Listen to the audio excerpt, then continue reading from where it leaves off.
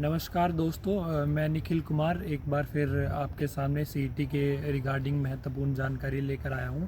आज एचएसएससी ने एक नया नोटिस निकाला है जिससे हरियाणा के छात्रों को बहुत सी राहत तो मिली ही होगी। तो जैसा कि मैंने आपको पहले ही बता दिया था मेरे शुरू के ही वीडियो में कि जो फाइनेंशियल ईयर की इनकम है वो 22-23 की ही काउंट होगी और वो 1 अप्रैल 2022 से लेकर 31 मार्च 2023 तक की ही काउंट की जाएगी। तो और इसके अलावा हमारे कल माननीय मनोहर लाल खट्टर जी, हमारे मुख्यमंत्री जी ने भी एक घोषणा की थी कि जिन परिवार का बिल 9,000 से थोड़ा ज़्यादा है या 12,000 तक है तो उनकी भी इनकम को वेरीफाई कर दिया जाएगा 1,80,000 से नीचे नीचे। तो बहुत से छात्रों को ये भी दिक्कत थी कि उन्होंने नो जॉब का सर्टिफिकेट था जो वो सेल्फ साइन करके उन्होंने अपलोड कर दिया था, तो उससे भी अब कोई फ़र्क नहीं पड़ेगा।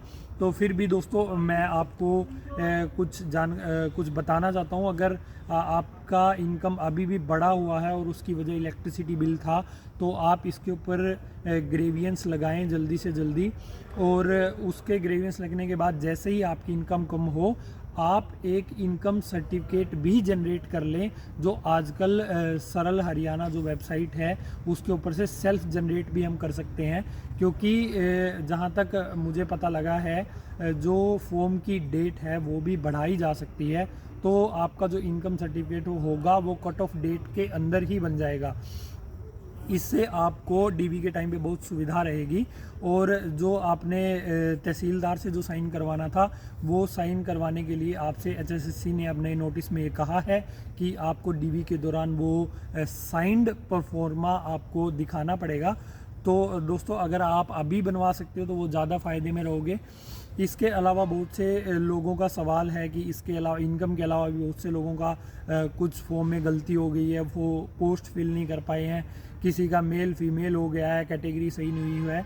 तो मैं आप पहले बता रहा हूँ आपको कि कुरेक्शन का पोर्टल भी आएगा और 100% आएगा, तो इसमें घबराने की ज़रूरत नहीं है। आप सब लोग आश्वस्त रहें और पढ़ाई करते रहें। सबसे ज़्यादा ज़रूरी यही है कि आप पढ़ते रहें। पढ़ना सबसे ज़्यादा ज़रूरी रहेगा इस टाइम पे, क्योंकि अगर आप समय वेस्ट करोगे तो फिर एग्ज़ाम में बहुत दिक्कतें आएंगी, क्योंकि अभी सिलेबस भी बहुत ज़्यादा अलग है सीईटी का। हमारा टेलीग्राम ग्रुप पे बहुत सारे लोग हमारे साथ जुड़ चुके हैं और मैं चाहता हूं कि और भी लोग जुड़े जिनको समस्या है, जिनकी समस्याओं का मैं निदान कर चुका हूं। उनसे भी निवेदन है, अगर आपको हमसे जानकारी चाहिए तो आप हमारे साथ जुड़े रहिए, अन्यथा आप छोड़कर भी जा सकते हैं।